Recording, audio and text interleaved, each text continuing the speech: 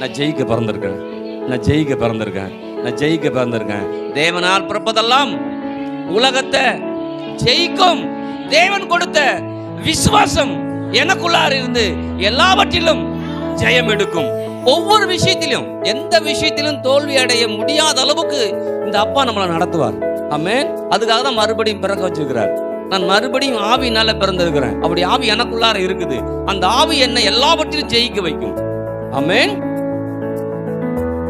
நான் மறுபடியும் பிறந்தது ஆவியினால பிறக்கப்பட்டிருக்கிறேன். அந்த ஆவியில என் ஆண்டவர் என்னோடு இடைபடுகிறார். அப்ப ஆவியின் மனுஷனா நான் இருக்கிறேன். அப்ப அந்த ஆவிதான் என்னை எல்லா காரியத்தையும் செய்ய வைக்குது. அப்ப இந்த ஆவியானவர் எனக்குள்ளார இருந்து அவருடைய ஆவியை கொண்டு என்னை எல்லாவற்றிலும் வெற்றி சிறக்க பண்ணுகிறார். அதுக்காக தான் விசுவாசம் என்பது ஒரு ஆவிக்குரிய சக்தியா கொடுக்கிறார். அப்ப ஆவிக்குரிய மனுஷனா இருக்கிறேன்னா ஆவிக்குரிய சக்தியை கொண்டு தான் இந்த ஆவிக்குரிய உலகத்தில் ஜெயம் எடுக்க முடியும். தேவனுடைய வார்த்தை சொல்லுகிறது, மனுஷன் அப்பத்தினாலே மாத்திரமல்ல தேவனுடைய வாயிலிருந்து புறப்படுகிற ஒவ்வொரு வார்த்தையினாலும் பிழைப்பான் என்று எழுதியிருக்கிறது. இதில் எழுதியிருக்கிற வார்த்தைகளை நான் விசுவாசிக்கிறேன். இயேசுவின் நாமத்தில் எல்லா நன்மைகளையும் பெற்றுக்கொள்வேன். ஆமென். திருப்பம் 1 யோவான் 5ஆம் அதிகாரம் 4ஆம் வசனம். தேவனால் பிறப்பதெல்லாம் உலகத்தை ஜெயிக்கும். நம்முடைய விசுவாசமே உலகத்தை ஜெயிக்கிற ஜெயம். ஆமென். திரும்ப வாசிக்கிறேன். தேவனால் பிறப்பதெல்லாம் உலகத்தை ஜெயிக்கும். நம்முடைய விசுவாசமே உலகத்தை ஜெயிக்கிற ஜெயம். ஆமென். நாம் இந்த செவ்வாய்க்கிழமையில் ஜெயிக்க பிறந்திருக்கிறோம் அப்படின்னு சொல்லி பார்த்துட்டு இருக்கிறோம். எத்தனை பேர் ஜெயிக்க பிறந்திருக்கிறீங்க? சொல்லுங்க, நான் ஜெயிக்க பிறந்திருக்கிறேன். ஒரு நாளைக்கு எத்தனை முறை சொல்லிருப்பீங்க இதை? பவுல் சொல்ற, நினைக்கிற போதெல்லாம் நான் சோத்திரம் பண்ணுவேன் ஆண்டவர்னு சொல்றீங்களா? ஏன்னா நாம் சில வார்த்தைகளை பிசாசு மறக்கடிச்சிருவான். நம்ம பைபிள் படிக்கும்போது சில வெளிப்பாடுகள் ஆண்டவர் கொடுப்பார். அந்த கொடுக்கும் போதே நம்ம அதை ஒரு நோட்டில் எழுதிட்டோம்னா நம்ம வெற்றி பெற்றுருவோம். ஆனால் கொடுக்கும்போது அதை நோட்டில் எழுதாமல் நம்ம சந்தோஷத்தில் அப்படின்னு நம்ம ஆர்ப்பரித்து வாழ்க்கையை தொடங்கிடுவோம். ஆனால் கொஞ்ச நேரத்திலே அது மறந்துடும். ஏன்னா பிசாசுடைய வேலை தான் என்ன? அதை மறக்கடிக்கணும். சொல்கிறேன் இல்லையா, அந்த 4 விதமான நிலத்தை சொல்லும்போது வசனத்தை எடுத்து போட்டுறான். என்ன பண்ணுறான்? அந்த வெளிப்பாட்டை எடுத்துட்டான்னு வெளிச்சம் இல்லாத வாழ்க்கையாக இருக்கும். அப்போ வெளிப்பாடு வரும்போது வெளிச்சம் வரும். ஹல்லேலூயா. அப்போ இந்த மாலை வேளையில் ஆண்டவர் வார்த்தை சொல்லுது, தேவனார் பிறப்பதெல்லாம் உலகத்தை ஜெயிக்குன்னு சொல்லி. அப்போ ஜெயிக்கக்கூடிய ஒரு கோடு வேர்டை கொடுத்துட்டார் ஆண்டவர். என்ன கோடு வேர்டு? நான் உங்களால் பிறந்திருக்கிறேன்ப்பா, நான் ஜெயிக்க பிறந்திருக்கிறேன், நீங்கள் என்னை ஜெயிக்கிறதுக்காக பிறக்க வச்சுக்கிறீங்க. ஆமென். நிறைய பேர் பாருங்க, இந்த உலகத்தில் பிறந்திருக்காங்க இல்லையா, அவங்கெல்லாம் எதுக்கு பிறந்திருக்கிறாங்கன்னா அப்படிங்கன்னா எதுக்கு பிறந்திருக்காங்கன்னு நான் நினைக்கிறேன்னா, பிறந்த நாள் கொண்டாடுறதுக்குன்னே பிறந்திருக்கிறாங்க. நீங்கள் பார்த்துக்கலாம், இந்த ஃப்ரெண்டை தெரியுமா இல்லை, ஆனால் பிறந்த நாள் கொண்டாடுறதே வேலையாக இருக்கும். தப்பு கிடையாது. ஆனால் அவங்க நினைக்கிறாங்கன்னா பிறந்ததே பிறந்த நாள் கொண்டாடுறதுக்கு நினைக்கிறாங்க. அதுக்காக இல்லை. நம்ம வாழ்க்கையே ஒரு மிகப்பெரிய கொண்டாட்டமாக இருக்கணும். அன்னைக்கு மாத்திரம் கொண்டாடிட்டு அடுத்த நாள் அதில் எந்த பலனும் இல்லாமல், அப்போ எல்லாருமே யோசிக்கிறது என்ன, அதுலேயும் சில பேர் பிறந்தநாள் கொண்டாடுறது இல்லை, என்னத்தே போ அப்படின்னு விட்டுருது. ஏன்னா அதில் ஒரு சலிப்பு. ஆனால் இங்கே வரும்போது நான் சொல்கிறேன், இங்கே வரும்போது நான் மறுபடியும் பிறந்திருக்கேன். இது கொண்டாடக்கூடிய விஷயம். ஏன்னா நான் பாவத்துக்கு மரித்து நீதிக்கு பிழைத்து இருக்கிறேன். மறு மனுஷனாக என்ன பண்ணிருக்கேன், வந்திருக்கிறேன். சொல்லுவாங்களா உலகத்தில் மறுபிறவி எனக்கு வந்திருக்குன்னு சொல்லுவாங்க. அப்போ நான் மறுபிறவி அடைஞ்சிருக்கிறேன். இனிமேட்டு மரணம் கிடையாது. சொல்லுங்க, இனிமேட்டு மரணம் கிடையாது. ஹல்லேலூயா. அப்போ தேவனால் பிறப்பதெல்லாம் உலகத்தை ஜெயிக்குன்னு சொல்லும்போது ஒரு கோடு வேர்டை கொடுத்துட்டாரு. அதை சொல்லியே நான் ஜெயிக்க போகிறேன். ஏன்னா தேவன் சொல்லி தான் எல்லாத்தையும் உண்டாக்குனாரு. அப்போ நான் ஒவ்வொன்றையும் சொல்லி நான் எல்லாவற்றையும் ஜெயம் எடுக்க போகிறேன். ஆமென். அதான் சொல்கிறாரு பாருங்க, அந்த வசனங்கள் வரும்போது முற்றும் ஜெயங்கொள்ளுகிறா என்ன பண்ணுறோம் இருக்கிறோமேன்னு வரும் இல்லையா. அப்போ ஏன் அப்படி சொல்லும்போது எதிலுமே தோல்வி அடையக்கூடாதுன்னு வேதம் சொல்லுகிறது. ஆவியிலையோ ஆத்மாவிலையோ சரீரத்திலையோ கையின் பிரயாசத்திலையோ இங்கே வாழ்கிற வாழ்க்கையில் ஒரு இதுலையும் தோல்வி அடையக்கூடாது. எது செய்தாலும் அது தேவனுக்காக செய்கிறோம், தேவனுடைய நாமத்துக்கு மகிமை சேர்க்கும்படியாக செய்கிறோம். அப்போ தோல்வி தழுவுறமாக இருந்தால் நீங்கள் முடிவு பண்ணணும், இல்லை இது தேவனுடைய நாமத்துக்கு மகிமை சேர்க்கும்படியாக வாழ போகிறேன், நான் ஜெயிப்பது அதிக நிச்சயமாக என்ன பண்ணுது இருக்குது. அப்போ என்னை முற்றும் ஜெயங்களூர ஆண்டவர் மாற்ற போகிறாரு. உங்களையும் முற்றும் ஜெயங்களூர மாற்றுறேன். அப்போ ஒவ்வொரு விஷயத்திலும் எந்த விஷயத்திலும் தோல்வி அடைய முடியாத அளவுக்கு இந்த அப்பா நம்மளை நடத்துவார். ஆமென். அதுக்காக தான் மறுபடியும் பிறக்க வச்சிருக்கிறார். நான் மறுபடியும் ஆவியினால பிறந்திருக்கிறேன். அப்படி ஆவி எனக்குள்ளார இருக்குது. அந்த ஆவி என்ன எல்லாவற்றிலும் ஜெயிக்க வைக்கும். ஆமென். நம்மளாம் ஆவி மனிதர்கள். நம்மளாம் யாரு? ஆவி மனிதர்கள். ஏன் ஆவி மனிதர்கள்னு சொல்கிறேன்னொன்னே, என்னடா அது சரீரத்தை கொடுத்துருக்குறோம் ஆவி மனுஷனோடனே, அதை தான் ஒரு மனுஷன் நல்லா வாழ்ந்துட்டு இருக்கிறான், ஒரு நாள் அவன் மறிச்சிட்டான் அப்படின்னு சொன்ன உடனே அவனை எப்படி சொல்கிறாங்க எல்லாரும்? மறிச்சிட்டான்னு சொல்ல போகிறான். அப்படி இல்லை. எப்படி சொல்லுவாங்க? ஒரு ஆள் மறிச்சு எப்படி சொல்லுவாங்க? அதன் பிறகு அவர் இறந்துட்டாருங்க அப்படிம்பாங்க. அப்புறம் சொல்லுவாங்க பாடி எப்போ எடுக்கிறாங்க? அப்போ மனுஷன் போயிட்டாரு. அந்த ஒரு மனுஷன் போயிட்டாரு, பாடி மட்டும் கிடக்குது. அதை வச்சிருக்க முடியாது. அந்த மனுஷன் உள்ளே இருக்கும்போது அந்த பாடிக்கு மகிமை.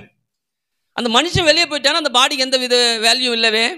அப்போ யோசிச்சு பாருங்க, இன்னைக்கு நான் மறுபடியும் பிறந்தது ஆவியினால் பிறக்கப்பட்டிருக்கிறேன். அந்த ஆவி இல்லை என் ஆண்டவர் என்னோடு இடைபடுகிறார். அப்போ ஆவியின் மனுஷனாக நான் இருக்கிறேன். அப்போ அந்த ஆவி தான் என்னை எல்லா காரியத்தையும் என்ன செய்ய வைக்குது. அப்போ இந்த ஆவியானவர் எனக்குள்ளார இருந்து அவருடைய ஆவியை கொண்டு என்னை எல்லாவற்றிலும் வெற்றி சிறக்க பண்ணுகிறார். அதுக்காக தான் விசுவாசம் என்பது ஒரு ஆவிக்குரிய சக்தியாக கொடுக்குறார். விசுவாசம் என்பது என்ன? ஒரு ஆவிக்குரிய சக்தி. அப்போ ஆவிக்குரிய மனுஷனாக இருக்கிறான்னா ஆவிக்குரிய சக்தியை கொண்டு தான் இந்த ஆவிக்குரிய உலகத்தில் ஜெயம் எடுக்க முடியும். என்னங்க இது வரைக்கும் ஓகே, இப்போ உலகமும் ஆவிக்குரிய உலகம்னு சொல்கிறீங்களேன்னு அப்படின்னு நினைக்கக்கூடாது. ஏன்னா இந்த உலகமும் எப்படி தான் இயங்கி கொண்டு இருக்குது? ஆவிக்குரிய இதில் இறங்கி கொண்டிருக்குது. அதை தான் ஃபோன் சொல்லுவாங்க இல்லையா, அலை வரிசை அப்படின்னா அது மாட்டி சுற்றிக்கிட்டே என்ன பண்ணும்? இருக்கும். சுற்றிட்டே இருக்கிறதுல நம்ம நம்பரை போடும்போது உங்களுக்கு ரிங் என்ன பண்ணுது? அப்போ யோசிச்சு பாருங்க, இந்த ஆவிக்குரிய உலகம், இந்த நம்ம பார்க்குற நேச்சுரல் உலகம், இந்த நேச்சுரல் உலகத்தை ஆவிக்குரிய உலகம் தான் கண்ட்ரோல் பண்ணிக்கிட்டு என்ன பண்ணுது? இருக்குது. அப்போ யோசிச்சு பாருங்க, இந்த ஆவிக்குரிய மனுஷனாக இருக்கிறான்னா ஆவிக்குரிய சக்திகளை கொண்டு ஆவிக்குரிய உலகத்தை நான் ஆக்டிவேட் பண்ணும்போது இயற்கை உலகம் மாற்றப்படும். பேருக்கு புரியுது? ஆமென். நல்லா திரும்பவும் சொல்கிறேன், நல்லா விளங்கிக்கணும். ஏன்னா இது கொஞ்சம் கன்ஃபியூஸ் ஆகிடும். அப்போ ஆவிக்குரிய மனுஷன் நான் இருந்து ஆவியான என்னோடு இருக்கிறாரு, ப்ளஸ் அந்த ஆவிக்குரிய சக்தியை எனக்கு கொடுத்துருக்கிறாரு, விசுவாசம் என்ற சக்தியை கொடுத்துருக்காரு. அந்த சக்தியை கொண்டு இந்த ஆவிக்குரிய உலகத்தில், இந்த ஆவிக்குரிய மண்டலத்தில் நான் காரியத்தை என்ன பண்ண போகிறேன்? செய்ய போகிறேன். அப்படி செய்யும்போது அந்த ஆவிக்குரிய உலகம் இந்த இயற்கை உலகத்தை கட்டுப்படுத்தி எனக்கு என்னெல்லாம் வேணுமோ கொண்டு வந்து என்ன பண்ணும்? அது என்ன பண்ணும்? சேர்க்கும். இது வேறு அமீன் சொல்கிறது.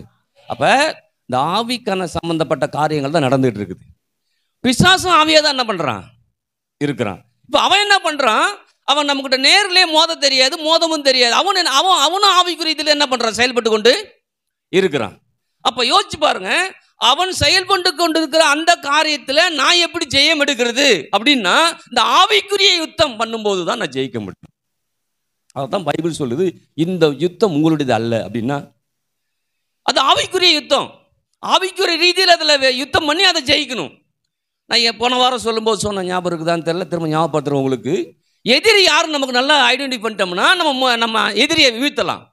நாம் இது வரைக்கும் எதிரி யாருன்னு நினச்சிட்டு இருந்தோம்? நமக்கு தெரியாத, நமக்கு பிடிக்காதவங்க, நம்ம விரும்பாதவங்க, நமக்கு பிரச்சனை, அவங்க தான் எதிரி நினச்சிட்டு இருக்கோம். அவங்க எதிரி இல்லை, அவனுக்கு பின்பாக ஒரு பிசாசு இருக்கிறான். அவன் தான் என்ன எதிரியா என்ன பண்ணுறான்? அப்போ யோசிச்சு பாருங்க, அவன் மூலமாக எப்படி வராங்க? ஆவிக்குரிய ரீதியில் தான் யுத்தம்.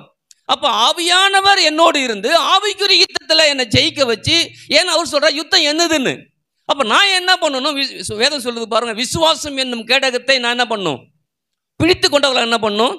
இருக்கணும். எபேசியர் 6ஆம் அதிகாரம் எடுங்க, அதை படிச்சு நல்லா தெரியும். 16 பொல்லாங்கன் எய்யும் அக்கினியஸ்திரங்களை எல்லாம் அவிழ்த்து போடத்தக்கதாய் எல்லாவற்றுக்கும் மேலாக விசுவாசம் என்னும் கேடகத்தை பிடித்து கொண்டவர்களாயும் நில்லுங்கள். அப்போ யோசிச்சு பாருங்க, இதுக்கு முன்னாடி பார்த்தோன்னா சத்தியத்தை பற்றி பேசிக்கிட்டே வருது. சத்தியத்தை பற்றி பேசிட்டே வரும்போது அந்த சத்தியம் எதன் மூலமாக பிசாசை வீழ்த்த முடியும்னா, சத்தியமும் விசுவாசமும் கலக்கும் போது, அந்த விசுவாசத்தில் நிற்கும் போது அந்த சத்தியம் என்ன பண்ணாங்க? வேலை செய்ய. இந்த மாலை வேலை நல்லா விளைக்கணும். நமக்கு எதிராக இருக்கிற எல்லா காரியத்தையும் எப்படி தேவன் மாற்ற போறாரு? விசுவாசம் என்னும் ஆவிக்குரிய சக்தியை கொண்டு விசுவாசம் உள்ள வார்த்தைகளை வைத்து நான் பேசும்போதெல்லாம் அந்த யுத்தத்தில் அவர் நின்று ஆவியானவர் அது என்ன பண்றாரு? ஜெயம் கொடுத்து அதில் கொடி ஏற்றுகிறார். பைபிள் ஒரு வசனம் வருது, அதில் என்ன பண்ணுறார்? ஆவியானவர் கொடி ஏற்றுகிறார். ஏன் கொடி ஏற்றுகிறாரு? எப்பா ஆவி, இது ஆவிக்குரிய யுத்தம். நீங்கள் யோசிச்சு பாருங்க, இந்த உலகத்தில் யுத்தம் நடக்குது இப்போ இல்லையா? லிட்டரலாக நடக்குது. இவங்க அவங்கள அடிக்கிறாங்க, அவங்கள அடிக்கிறாங்க, கண்ணார பார்க்குறாங்க. ஆமாம் தானே? அப்ப இந்த ஆவிக்குரிய யுத்தத்தை நான் எப்படிங்க ஜெயிக்கிறது? அவன் வீழ்த்தின பிறகுதான் தெரியுது நான் வீழ்ந்து போறேன். அதுக்கு முன்னாடி தெரிய மாட்டேங்குது. ஆனா வீழ்த்துவது எப்படிதான் வீழ்த்துறான் தெரியுமா? நம்ம ஆவியிலும் ஆத்துமாவிலும் தான் முதல்ல அவன் வீழ்த்துவான். அப்புறம் தான் சரீரத்துக்குள்ளார அவனுக்கு வேலையை. அப்ப நமக்குள்ளார ஆவியிலும் ஆத்துமாவிலும் அவன் வீழ்த்தும் போது நான் ஆவிக்குரிய அந்த விசுவாசத்தை நான் பிடித்து கொண்டு தேவனுடைய வார்த்தை ஆவி என்னும் பட்டயத்தை நான் பிடிச்சிக்கிட்டு இருந்தேன்னா கண்டிப்பா சொல்றேன், அவனுக்கு நான் எதிர்த்து நிற்கும் போதெல்லாம் யுத்தத்தை அவர் செய்ய போறாரு, வெற்றி நம்ம கொடுக்க போறாரு. ஆமென். நல்லா விளைவிக்கணும். அதெல்லாம் யார் நமக்கு எதிராக இருந்தாலும் இனிமேட்டு அவங்க மேலே கோபப்படவோ டென்ஷனாக வேணாம். ஒன்று தெரிஞ்சுக்கணும், பின்னாடி அவன் வேலை செய்கிறான், அவனை நான் எப்படி தான் ஜெயிக்க போகிறேன். அங்கே சொல்லுது இல்லையா முன்னாடி, சத்திய என்னும் கச்சையை உங்கள் அறையில் கட்டினவர்களாயும் நீதி என்னும் மார்க்கவசத்தை தரித்தவர்களாயும் சமாதானத்தின் சுவிசேஷத்திற்குரிய ஆயத்தை என்னும் பாதரட்சையை கால்களிலே தொடுத்தவர்களாயும். அப்போ யோசிச்சு பாருங்க, இன்னும் அதுக்கு முடி படிச்சு நல்லா என்ன சொல்லுது பாருங்க. ஆகையால் 13 படிக்கிறேன் பாருங்களேன். ஆகையால் தீங்கு நாளிலே அவைகளை நீங்கள் எதிர்க்கவும் சகலத்தையும் செய்து முடித்தவர்களாய் நிற்கவும் திராணி உள்ளவராகும்படிக்கு தேவனுடைய சர்வாயுத வர்க்கத்தையும் எடுத்துக்கொள்ளுங்கள். சத்தியம் என்னும் கட்சியை உங்கள் அறையில் கட்டினவர்களாயும் நீதி என்னும் மார்க்கவசத்தை தரித்தவர்களாயும் சமாதானத்தின் சுவிசேஷத்திற்குரிய ஆயத்தை என்னும் பாதரட்சையை கால்களை தொடுத்தவர்களாயும் பொல்லாங்கல் எய்யும் அக்னிஸ்திரங்களை எல்லாம் அவித்து போடத்தக்கதாய் எல்லாவற்றிற்கும் மேலாக விசுவாசம் என்னும் கேரகத்தை. அப்போ யோசிச்சு பாருங்க, நான் பிடிச்சு நிற்கும் போது அந்த ஆவிக்குரிய யுத்தம் நடக்குது. விசுவாசத்தில் நான் அதை பெற்றுக்கொள்ள போகிறேன், அதை நான் அடைய போகிறேன் அப்படின்னு. எப்படின்னா அது விசுவாசத்தில் நிற்கும் போது, அந்த வார்த்தையை நம்பி நிற்கும் போது அந்த ஆவிக்குரிய சக்தி அங்கே செயல்பட ஆரம்பிக்குது. செயல்பட்டு எனக்கு எதிராக இருக்கிற எல்லாவற்றையும் இங்கே சொல்கிறார் இல்லையா, சொல்லும்போது இல்லையா, பொல்லாங்கன் எய்யும் அக்னியா ஸ்திரங்களை எல்லாம் அவிழ்த்து போடத்தக்கதாக. நீங்கள் இப்படி சொன்னால் உங்களுக்கு விளங்க தெரியும் பாருங்க. பிசாசு எப்படி வேலை செய்கிறான்? இப்போ ஒருத்தவங்கள்ட்ட நீங்கள் ஒரு தேவைக்காக சொல்லியிருப்பீங்க இல்லையா, அவங்க என்ன பண்ணுவாங்க, கன்ஃபார்ம் உனக்கு தரான்றாங்க. ஆனால் பிசாசு என்ன பண்ணுறான், அவன்கிட்ட போய் போட்டு நம்மளை குறித்து தவறான கண்ணோட்டங்கள் எண்ணங்கள்லாம் போட்டு அவன் அப்புறம் போய் கேட்டால் என்ன பண்ண மாட்டாங்க, அவங்க நம்ம கொடுக்க மாட்டோம். ஏன் கொடுக்க மாட்டாங்கன்னா அங்கே பிசாசு வேலை என்ன பண்ணிட்டான். அப்போ யோசிச்சு பாருங்க, சொல்லுது இல்லையா, பொல்லாங்கனையும் அக்னியஸ்திரங்களை எல்லாம் அவித்து போடத்தக்கத. அந்த அவன் எரிகிற எல்லா காரியத்தையும் எதிர்க்கிற எல்லா காரியத்தையும் ஆவிக்குரிய யுத்தத்தில் நமக்கு ஜெயிப்பதற்கு தான் தேவன் நம்மோடு இருந்து காரியத்தை என்ன பண்ணுறார், செய்கிறார். அதனால தான் இனிமேட்டு நம்ம பைபிள் படித்து தேவனுடைய வார்த்தை எடுத்து விசுவாசத்தில் பேசும்போதெல்லாம் அங்கே ஒரு யுத்தம் நடந்துக்கிட்டே இருக்குது. அல்லேலூயா. நீங்கள் பாருங்கள், சண்டை எப்படி பிடிக்கிறாங்க ஊரில், சண்டை எப்படி பிடிக்கிறாங்க, பிடிக்காத மாதிரியே உட்காந்துருக்குங்களே. சண்டை எப்படி பிடிக்கிறீங்க வீட்டில்? சத்தம் போட்டு சொல்கிற பற்றி கேட்குறியா இல்லையா, என்ன பண்ணுற நீனு, ஏது பண்ணுற நீனு, இப்படி தானே பேசுகிறோம். இல்லை என்ன பண்ணுறேன் நான், சொல்கிற பற்றி கேட்குறா இல்லையா, அப்படியே பேசுவான். ஏன்னா இதுதான் அங்கே போய் வேலையை என்ன பண்ணும், சரி இது இல்லையா. சிலது அந்த அதில் மடங்கிடுது, சிலது எகிரிடுது. ஆனால் இங்கே சொல்கிறேன், மடங்கிடும், எகிரவே முடியாது. ஏன் தெரியுமா, இது வெற்று வார்த்தை. என்ன சொல்ற பற்றி கேட்குறியா அப்படின்னு சொல்றது வெற்று வார்த்தை. ஆனால் இங்கே சொல்கிறாரு, சகலத்தையும் செய்து முடிக்கக்கூடிய திராணியை கர்த்தர் எனக்கு கொடுத்துருக்கிறார். நீதி என்ன மார்க்க, நான் நீதிமான் தெரியுமா, நான் நீதிமான் பேசும்போது ஒவ்வொரு வார்த்தையிலும் நான் பிழைப்பான் பைபிள் சொல்லுது. நான் எப்படி வாழ்வேன், எப்படி நான் முன்னேறுவேன், எப்படி எல்லாவற்றையும் மேற்கொள்வேன்னா, நீதிமான் என்ன பண்ணுவான், வேதம் சொல்லுது விரும்புகிற காரியம் அவனுக்கு கொடுக்கப்படும். இன்னொன்று சொல்லுது, நம்ம படிக்கும்போது சொன்ன மனுஷன் 44 மாத்திரமல்ல தேவனுடைய வாயிலிருந்து புறப்படுகிற ஒவ்வொரு வார்த்தையினாலும் வாழ்வான்னு சொல்லுது. நான் என்னை வாழ வைக்கிறது ஒரு வார்த்தை இருக்குது, அதை நான் பிடிச்சிட்டு இருக்கிறேன்ப்பா, அதை நான் விசுவாசிக்கிறேன், அதை நான் நம்புகிறேன், அதை ஏற்றுக்கொள்ளுகிறேன். அப்படி ஏற்றுக்கொள்ளுகிறதால என் வாழ்க்கையில் எதிராக இருக்கிற எல்லா காரியத்தையும் அந்த சத்தியம் மாற்றியே தீரும். ஒரு மிகப்பெரிய வெற்றி என்ன பண்ணும் சொல்லுங்க, மிகப்பெரிய வெற்றியை நான் அடைவேன். ஹல்லேலூயா. அதுதான் தேவனுக்கு கீர்த்தியும் புகழ்ச்சியுமா இருக்கும். ஆமென். தோந்து போகிறதுல தேவனுக்கு மகிழ்ச்சியும் கிடையாது, கீர்த்தியும் கிடையாது, புகழ்ச்சியும் கிடையாது. இவன் ஓடிச்சான், சபைக்கு சபைன்னு ஓடிச்சு, ஒன்றும் இல்லை அப்படிமா. ஆனால் நீங்கள் நின்று ஜெயிச்சிட்டிங்கன்னா பாருங்கள், அத்தனை பேரும் சொல்லுவாங்க, இந்த இயேசு நல்லவர் தாங்க, இந்த இயேசு தாங்க கடவுள். என்ன மாதிரி அது வாழ முடியுமா அப்படின்னு நினச்சேங்க, அது இருக்குமான்னு நினச்சேங்க, போச்சுக்கிச்சிங்க அப்படிமா. அப்படின்னா என்ன அர்த்தம், இயேசு அங்கே வேலை என்ன பண்ணிருக்காரு, எப்படி செஞ்சாரு, ஒரு விசுவாசம் அங்கே வேலை செஞ்சுது, தேவனுடைய வார்த்தை அங்கே வேலை செஞ்சுது.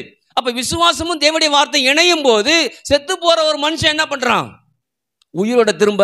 இன்னைக்கு வாழ்க்கையில எதெல்லாம் மறைக்கப்பட்டிருக்குதோ, எதெல்லாம் மறந்து போச்சோ, அதையெல்லாம் திரும்ப கர்த்தர் கொடுக்க போதுமானவராய் எத்தனை பேர் ஆமென் சொல்றது? அப்போ இந்த மாலை வேலை நல்லா விளைவிக்கணும். விசுவாசம் என்னும் கேடகத்தை நான் பிடிச்சிக்கிட்டு நிற்பேன், வெற்றி உண்டு. சத்தத்தே காணுமே. இப்போ நீங்கள் பிரசங்கம் பண்ணால் நாங்கள் குதிப்பாங்க, அந்த மாதிரி இருக்கிறேன் நான். ஏன் தெரியுமா? ஜெயிச்சே ஆகணும். நம்ம சொல்ல முடியல, நம்ம சாதாரண வாழும்போது எப்படியாவது நான் ஜெயிச்சே திருவண்டா அப்படின்னு பேசுகிற நாட்கள்லாம் இருக்குது, இருக்கா இல்லையா? ஆனால் இப்போ கிறிஸ்துக்குள்ள வந்தவொடனே அப்படியே அடங்கி ஒடுங்கி அப்படியே நம்மன்னு இருக்கிறோம். அப்படி இல்லை, இது ஆவிக்குரிய சக்தி. அதில் அது வந்து ஒரு கிரியைகளால் மாம்சத்தில் வேலை செய்கிறதுங்க. அது முடிஞ்சிடும். முருகன் மரமாக ஒரு நாள் முடிச்சுக்கும். இது கிடையாது, முறியவே முடியாது. இது ஆவிக்குரிய யுத்தம், இது முடியவும் முடியாது. இதில் முடிஞ்சிச்சு, யுத்தம் முடிச்சுன்னா அவ்வளோதான் இல்லை, அடுத்த யுத்தம் உண்டு, அடுத்த யுத்தம் உண்டு. நமக்காக வைத்திருக்க இலக்கை அடையிற வரைக்கும் யுத்தம் இருக்குது. ஆனால் அது ஆவிக்குரிய யுத்தம் தான். ஹல்லேலூயா. எத்தனை பேர் ஆமென் சொல்லுது? அதான் பவுல் சொல்றாரு பாருங்க, 1 தீமோத்தேயு 6:12, விசுவாசத்தை நல்ல போராட்டத்தை போராடலாம். விசுவாசத்தை நல்ல போராட்டத்தை போராடு, நித்திய ஜீவனை பற்றிக்கொள், அதற்காகவே நீ அழைக்கப்பட்டாய், அநேக சாட்சிகளுக்கு முன்பாக நல்ல அறிக்கை பண்ணினவனுமாய் இருக்கிறாய். என்ன சொல்றாருன்னா, விசுவாசத்தில் ஒரு போராட்டம் இருக்குது. அந்த போராட்டம் எப்படிப்பட்ட போராட்டம் தெரியுமா? நல்ல போராட்டம். சொல்லுங்க, நல்ல போராட்டம். சொல்லுங்க, நல்ல போராட்டம். நல்ல போராட்டத்தில் இருக்கிறேன் நான். வெற்றி என்னதுதான். ஏற்கனவே சொல்றேன் ஒரு முறை சொல்லும்போது, நல்ல போராட்டம் என்ன தெரியுமா? வெற்றி என்னதான் தெரிஞ்சு அது நல்ல போராட்டம். தோல்வின்னா அது நல்ல போராட்டம் இல்லை. ஹல்லேலூயா. அப்போ நீ நல்லா முடிவு பண்ணிக்கணும், நல்ல போராட்டத்தை போராடு, நித்திய ஜீவனை சுதந்திரம் சொன்னோடனே எல்லாம் நினச்சிங்கன்னா நித்திய ஜீவனுக்கு அம்மா போராட்டம் பண்ணணும். இல்லை, நித்திய ஜீவனை அடைய போகிறேன், சுதந்திரிச்சுக்குவேன். அதற்கு முன்பாக எல்லாத்தையும் நான் சுதந்திரிச்சுக்குவேன். போகிற வழியில் அதான் இஸ்ரவேல் ஜனங்களை கொண்டு போகும்போது கானான் தேசம் தான் இலக்கு. பாலும் தேனும் ஓடுகிறது நல்ல முசான தேசம் சொல்லிட்டாரு. ஆனால் போகிற வரைக்கும் பட்டினி போட்ட கொண்டு போனார் கிடையாது. போகிற வரைக்கும் அதை ருசியை பார்த்து தான் போனாங்க. அப்போ நான் நித்திய ஜீவனுக்குள்ளார போகிறேன், ஆனால் போகிற வரைக்கும் பட்டினியே கிடையாது. எத்தனை பேர் ஆமென் சொல்கிறது? ஹல்லேலூயா. அப்போ போகிற வரைக்கும் எனக்கு ஒவ்வொரு காரியத்தையும் கர்த்தர் செய்ய போதுமானவராய். அப்போ தான் நீங்கள் முடிவு பண்ணும், எனக்கு நல்ல போராட்டம் நான் இருக்கிறேன், வெற்றி என்னத்தான் எனக்கு தெரியும். அதனால் நல்ல போராட்டம். சொல்லுங்கள், நல்ல போராட்டம். நல்ல போராட்டத்தில் நிற்கிறேன் நான், யுத்த காலத்தில் நிற்கிறேன். எங்கே நிற்கிறோம்? இது ஆவிக்குரிய யுத்தம். என்ன யுத்தம் இது? ஆவிக்குரிய யுத்தம். அந்த யுத்த காலத்தில் நான் நிற்கிறேன், லிட்ரலாக நான் நிற்கிறேன், நீங்கள் நிற்கிறீங்க. ஹல்லேலூயா. யாரெல்லாம் வெறித்தனமாக முன்னேறணும் சாதிக்கணும் அப்படின்னு சொன்னால் யுத்த காலத்தில் இருக்கிற வைக்கிறேன். அதெல்லாம் இல்லை, யாருனாலும் போகட்டும், யாருனாலும் ஜெயிக்கணும்னு சொன்னீங்கன்னா அவங்க யுத்த காலத்தில் இல்லை. அவங்க நல்ல போராட்டத்தில் இல்லை, தொல்லை போராட்டத்தில் இருக்கிறாங்க. இல்லை, நான் ஜெயிச்சே தீருவேன், நான் முன்னேறே தீருவேன் அப்படின்னா நீங்கள் நல்ல போராட்டம் இருக்குன்னு அர்த்தம். அப்போ நல்ல போராட்டம் போடக்கூடிய நீங்களாக இருக்கும்போது நீங்கள் விசுவாசத்தையும் தேவனுடைய வார்த்தையை இணைத்து பிடிச்சி கொண்டு என்ன பண்ணணும்? நிற்கணும். அப்படி நிற்கும்போது தான் நான் முன்னேற முடியும், நான் ஜெயிக்க முடியும். எத்தனை பேர் ஆமென் சொல்லுது? அப்போ இந்த மாலை வேலை நல்லா விளைவிக்கணும். ஆண்டவரே, இது வரைக்கும் நான் ஆவிக்குரிய யுத்தம் தெரியல, எவன் எனக்கு பிடிக்கலையோ இவன் பண்ணுற வேலை தான் சொல்லும்ல, அவன் பண்ணுற வேலை தான், அவன் மட்டும் சரியாக இருந்துட்டான்னா இருக்க மாட்டான். ஏன்னா பிசாத்துக்கு தெரியும் எவனை வச்சா வேலை வாங்கலாம் நல்லா பண்ணியும். அப்போ அவன் என்ன பண்ணுறான்? அவனையே தான் வச்சிட்டு இருக்கிறான். செல்லி மெர்சி சொல்லுவாங்க பாருங்க அடிக்கடி, எல்லாரையும் விட்டுட்டான், ஒரு ஆளை மட்டும் பிடிச்சிக்கிட்டான். கலைவாணன் அவங்களுக்கு ஒருத்தர் இருக்கிறான் பாருங்க. இது வரைக்கும் அவன் தான் ஒரு ஆள் தான். அவனும் எல்லாத்தையும் ஆண்டவர் அவன்கிட்ட உருவிட்டாரு. வீடு இல்லை, வாசல் இல்லை, லோன் இல்லை, சிக்கிக்கிட்டான், பணம் கட்ட முடியல, எல்லா பிரச்சனையும் வந்துருச்சு. போலீஸ் அவனை தேடுது, அந்த என்னது ஃபைனான்ஸுக்காரன் தேடுறான், எல்லாம் தேடுறான். ஆனாலும் அவன் குடைச்சல் கொடுக்குறது மட்டும் என்ன பண்ணல? வீடு எல்லாம் வீடு போச்சு, எல்லாம் போச்சு, ஒன்றும் இல்லை. ஒண்டிக்கிட்டு வந்து இவங்க வீட்டுக்கு பக்கத்தில் உட்காந்துருக்குறான். ஆனாலும் பாருங்க, என்னை விட்டுரு, நான் ஏதாவது எனக்கு கொடு, நான் போய்ச்சிட்டு போகிறேன் சொல்லாமல இவங்கிட்ட வந்து போய்ச்சிட்டு போகிறேன், நீ நல்லா இருந்துட்டு போ, ஏதாவது பண்ணிட்டு போ, எனக்கு ஏதாவது ஒரு இடத்த அப்படி காமிச்சு நான் அப்படி வாழ்ந்துட்டு போயிடுவேன், என் பிள்ளைய வாங்கிட்டு ஏதாவது சொல்லலாம் பாருங்க. கடைசி வரைக்கும் போராடுறான், தோல்வின்னு நினச்சே போராடுறான். தெரியுமா? போராடும் போது பொய் சொல்லியே போராடுறான். ப்ராப்பர் டாக்குமெண்ட்லாம் இவங்க பேரில் இருக்குது, அதில் கூட இணைச்சி இதில் என் மனைவிக்கு சொந்தம் இருக்குது, எனக்கு சொந்தம் இருக்குது. நீங்கள் யோசிச்சு பாருங்க, ப்ராப்பராக இவங்களுக்கு தான் டாக்குமெண்ட்ஸ் எல்லாம் இருக்குது. ஆனால் பொய்யா ஒரு டாக்குமெண்ட்ஸை ரெடி பண்ணி அதில் வந்து அவங்க பேரை எழுச்சி இவனுக்கு அதை கலைவாணனுக்கும் இருக்குது அந்த இடத்துல உரிமை இருக்குதுன்னு எழுதிட்டான். எழுதுறான பாருங்க, இந்த உலகத்துலையும் அவன் ஒரு டாக்குமெண்ட் வச்சுட்டு அலையிறான். எதிராக உண்மைனா யாருக்கு என்ன பண்ணல? இதுவும் கவர்மெண்ட் டாக்குமெண்ட் தான், அதுவும் கவர்மெண்ட் டாக்குமெண்ட் தான், விலங்கல யாருக்கும். அப்புறம் விசாரிச்சு தீர விசாரிச்சு என்னென்னமோ பார்த்து கீத்து பண்ணும்போது தான் விசாரிக்க நிறைய இருக்குது இல்லையா? 50 வருஷம் 60 வருஷத்துக்கு முடியுதுல நம்ம விசாரிக்குது. 50 இப்போ நம்ம வில்லங்க போட்டோம்னா 50 வருஷம் 75 வருஷத்துக்கு பார்க்கலாம். அப்போ யோசிச்சு பாருங்க, எல்லாம் ஆதியிலேருந்து போட்டு பார்த்தா அவன் இடையில சொருவி இருக்கிறான் அப்படின்னு தெரியுது. அந்த இடையில சொருவி இருந்தாலும் அதை சட்டப்படி என்ன பண்ணும்? அவனை வெளில என்ன பண்ணணும்? நீக்கணும். அப்போ யோசிச்சு பாருங்க, இது லிட்டரலா யுத்தம் நடந்துகிட்டு இருக்குது. அப்போ பிசாசு என்ன பண்றான்? வேற எல்லாரையும் பயன்படுத்தினா எல்லாரும் ஜாக வாங்கிட்டான், ஆனா இவன் மாத்த ஜாக வாங்கல. அப்போ என்ன பண்றான்? இவனை கொண்டே செய்து கொண்டு இருக்கிறான். அப்போ என்ன பண்ணும்? இவன் மட்டும் செத்துட்டா தேவலாம் இல்லை, ஏற்கனவே செத்து போன மாதிரி தான் இருக்கிறான் அவன். இவன் சொல்லுவான்ல, மேவி போஸ்வத்து சொல்லுவான்ல, தாவீதை கூப்பிடும்போது என்ன சொல்லுவான்? நான் செத்த நாய் என்னையாம் கூப்பிட்டு கிடக்கிறேன், நான் செத்து போய் கிடக்கிறேன், என்னைய கொண்டு விடாதன்னு சொல்றான். அந்த மாதிரி இவன் செத்த நாயை தான் இருக்கிறான், ஆனா என்ன பண்றான்? அப்ப ஏன்னு சொல்றான்னா, அவன் என்ன நினைச்சுக்கிறான்? எனக்கு தான் வெற்றி, எனக்கு தான் வெற்றி, எனக்கு தான் வெற்றி தான் போயிட்டு இருக்கிறான். ஆனா கர்த்தர் சொல்றாரு, நல்ல போராட்டத்தை போராடு. ஹல்லேலூயா. எத்தனை பேர் ஆமென் சொல்லுது? உலகத்தை ஜெயிக்கும் நம்முடைய விசுவாசமே உலகத்தை ஜெயிக்கிற ஜெயம். நான் ஜெயிக்க பிறந்திருக்கேன், நான் முன்னேற பிறந்திருக்கிறேன், நான் யுத்தத்தில் நிற்கிறேன். யுத்தத்தில் நிற்கிறேன்னு சொல்லும்போது நம்ம எப்படி இருக்கணும்? இப்போ காஷ்மீரில் இல்லையா படைகள் நிற்கிறாங்க, சோல்ஜர்லாம் நிற்கிறாங்க. எப்படி நிற்பாங்க? ஆயத்தம், அதான் சொல்றது, பாதரட்சலங்கள் இல்லையா, அவங்களாம் ரெடியாக இருக்கிறாங்க. ஷூ போட்டிருப்பாங்க, பாதுகாப்பு வச்சுருப்பாங்க, தண்ணியை வச்சுருப்பாங்க, என்னென்ன எல்லா அவங்களுக்கு தேவையான ட்ரெஸ்ஸு வச்சுருப்பாங்க இல்லையா, என்னென்ன ஆயுதம் எல்லாமே இருக்கும். அப்படியே சும்மா உட்காந்துருக்கமா இருக்கும். சவுண்டு விட்டா என்ன பண்ணுவாங்க? அப்படியே வந்து அப்படியே பிச்சு உதருவான். ஏன்னா அவன் எப்படி தயாராக என்ன பண்ணுறான்? நம்ம அம்மா அப்பா அப்படின்னா அப்படின்றோம். அப்படி இல்லை, எதுவாக இருந்தாலும் ஒரு கை பார்த்தே தீரணும். ஹல்லேலூயா. நம்முடைய வருமானமாக இருந்தாலும் சரிதான், நம்ம குடும்பமாக இருந்தாலும் சரிதான், நம்ம பிள்ளைகளாக இருந்தாலும் சரிதான், நம்முடைய உறவுகளாக இருந்தால் எதாக இருந்தாலும் ஒரு கை என்ன பண்ணும்? சொல்லாமா? சொல்லுங்க, 2 கையும் பார்க்க போகிறேன். ஹல்லேலூயா. அப்போ நமக்கு புரியும். ஏன்னா நாம் எந்த பிராண்டு யோசிச்சு பாருங்க இல்லையா? கடை போடுவாங்கல்ல, லோக்கலில் போகும்போது வாங்கிட்டு வந்துடுவோம். அதே திருப்பி பார்ப்போம், ஆனால் வாங்கிடுவான். 150 ரூபா தானே, ஒரு 100 ரூபா தானே வாங்கிட்டு வந்துடுவான். ஆனால் உள்ளே போய் ஒரு 2000 ரூபாய்க்கு சட்டை எடுக்கிறோம். எப்படி எடுக்கிறோம் சட்டையை? அங்கே 2000 ரூபாய்க்கு கடையே காலி பண்ணி அவன் கொட்டிடுவான். எவ்வளோத்துக்கு? இவ்வளோ தான் என் சட்டை, இது மட்டும் இல்லைம்பா. அவன் தானே அதை எடுத்து பேச்சு எல்லாத்தையும் பார்த்துட்டு இது சரியில்லைன்னு வருவான். அப்படியே வெக்ஸாக அவன் நிற்பான். ஏன்னா ஏன் 2000 கொடுக்குறோம், அது வேல்யூபுளாக பார்க்கணும். 2000 ரூபா இல்லையா நீ என்ன அப்படி? ஏன்னா வேல்யூ தெரியுது. இன்னைக்கு சொல்கிறேன், நான் வாழ்கிற வாழ்க்கையுடைய வேல்யூ நமக்கு தெரியும் போது நம்ம அப்படி இருப்போம். வேல்யூ தெரியலன்னா, நான் அடிக்கடி சொல்வேன், நீ அந்த வார்த்தையை சொல்கிறேன், சுட்டி போட்ட பாய் மாதிரி கிடப்போம்.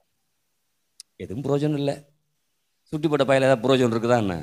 விரிச்சு போட்டால் உட்காரலாம், சுட்டி போட்ட ஒரு புரோஜனம் இல்லை. நம்ம வாழ்க்கை அப்படின்னு நினச்சிருக்கோம். இல்லை இல்லை இல்லை, எங்கள் அப்பா பிராண்டு யார் தெரியுமா? ஜெயிக்கிற பிராண்டு, தோக்குற பிராண்டு கிடையாது. அதான் சொன்னேன், மரணத்தை ஜெயமாய் இவங்கடான எல்லாரும் நினச்சிட்டாங்க, முடிஞ்சு போச்சுரா இந்த ஏசு சொல்லி படாத பாடு பத்துறாது. 3.5 வருஷம் ஒரே அமளி துமளியாக இருந்துச்சு. 3 வருஷம் என்ன பண்ணுச்சு? அமளி துமளியாக இருந்துச்சு. 3 வருஷம் முடியும் போது முடிஞ்சு போச்சுன்னு கொண்டு போய் அடக்கம் பண்ணிட்டு, அப்பாடா சாமி இன்னைக்கு தாண்டா நிம்மதின்னு படுக்கிறான். 3வது டொம்முன்னு எழுந்திருக்கிறாரு. எப்படி யோசிச்சு பாருங்க. எழுந்த பிறகு அதை விட பெரிய அமளி ஆகி போச்சு. அப்பயாவது அவர் மட்டும்தான் அமளி துமளியா இருந்தாரு. அப்புறம் பார்த்தா 12 பேரும் அமளி துமளியா இருக்கிறாங்க. அப்புறம் 120 பேர் அமளி துமளியா இருக்கிறாங்க. யோசிச்சு பாருங்க. அப்படியே பரவி பாய்ஞ்சி இன்னைக்கு உலகம் முழுக்க அமளி துமளியா இருக்குது. ஹல்லேலூயா. அப்ப அடக்கி வைக்கிறவர்கள ஜெயிக்க வைக்கிறாங்க. ஆமென் சொல்லாமா? நான் ஜெயிக்க பிறந்திருக்கேன், நான் ஜெயிக்க பிறந்திருக்கேன், நான் ஜெயிக்க பிறந்திருக்கேன். தேவனால் பிறப்பதெல்லாம் உலகத்தை ஜெயிக்கும். தேவன் கொடுத்த விசுவாசம் எனக்குள்ளார் இருந்து எல்லாவற்றிலும் ஜெயம் எடுக்கும். ஆமென். எந்திருக்கலாமா?